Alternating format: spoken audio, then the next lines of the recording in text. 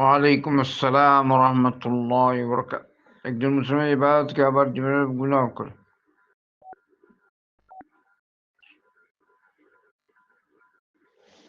যদি মুসলিম থাকে, ইসলামের ভিতরে থাকে, তো এটা যদি কবিরা গুনাহ হয়, এটা আল্লাহর ইচ্ছাধীন।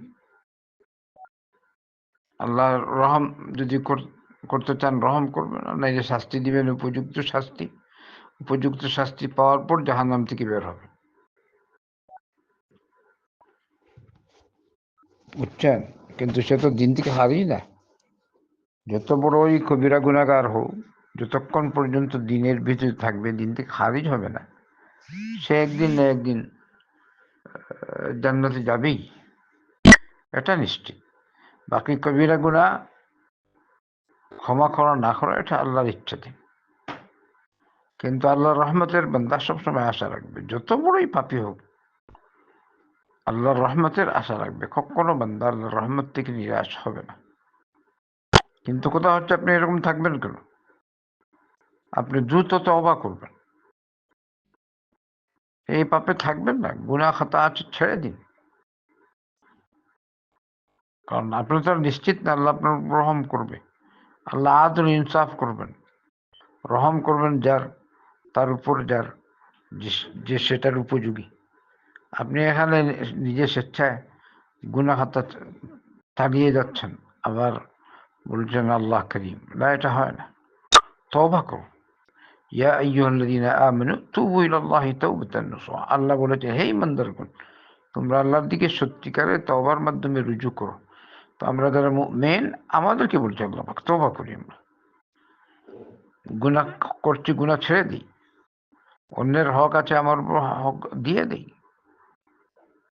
আল্লাহ আমাদেরকে মাফ করুন। এছাড়া কত রেবায়াত আছে এক্ষেত্রে, কত রেবায়াত। আল্লাহ রসুল সাল্লাল্লাহু আলাইহি ওয়াসাল্লাম জিজ্ঞেস করলেন, বলো তো, কে তোমরা কাকে গরিব মনে করো? সাহাবায়ে কেরাম রাদিয়াল্লাহু আনহুম বললেন, এটা সহিহ মুসলিমের হাদিস। সাহাবায়ে কেরাম বললেন, মাল্লা দিরহাম লাহু ওয়ালা মাতা। যার টাকা পয়সা নেই, সম্পত্তি নেই। নবী করিম সাল্লাল্লাহু আলাইহি ওয়াসাল্লাম বললেন, আমার উম্মতের গরিব হলো সে, যে নেকির ধনভাণ্ডার নিয়ে আসবে, কিন্তু অমুককে মেরেছে, অমুকের হক ছিনিয়ে নিয়েছে, অমুককে গালি দিয়েছে, অমুকের রক্তপাত ঘটিয়েছে, তো এদের কিয়ামতের দিন ওর নেকির ধনভাণ্ডার থেকে ওকে দেয়া হবে, ওদেরকে দেয়া হবে। যখন তার নেকি আর থাকবে না, ওদের গুনাহ তার ঘাড়ে চাপিয়ে দেওয়া হবে, আর তাকে জাহান্নামে নিক্ষেপ করা হবে। সতর্ক থাকুন, সতর্ক থাকি আমরা সবাই।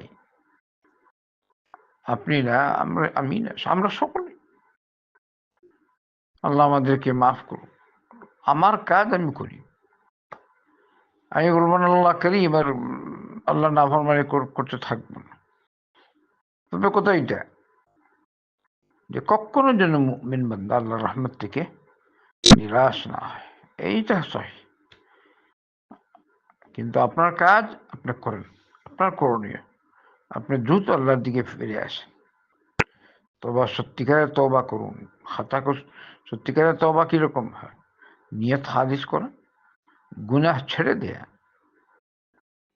আল্লাহর কাছে লজ্জিত হওয়া, অনুষ্ঠিত হওয়া, আর দৃঢ় প্রতিজ্ঞ হওয়া, আমি আর এ কাজ করব না। মৌত আসার আগে তওবা করা, অন্যের হক যদি থাকে অন্যের হক আদায় করা, এই সব মিলে হচ্ছে সত্যিকারের তওবা। আল্লাহ আমাদেরকে বলেছেন, তুবু ইলাল্লাহি তাওবাতান নাসুহান। তাই সত্যিকারের তওবার মাধ্যমে আমরা আল্লাহর দিকে রুজু করি। আল্লাহ আমাদের সকলকে তৌফিক দান করুন। আল্লাহুম্মা সাল্লি ওয়া সাল্লিম ওয়া বারিক আলা নবিয়িনা মুহাম্মাদিন ওয়া আলা আলিহি ওয়া সাহবিহি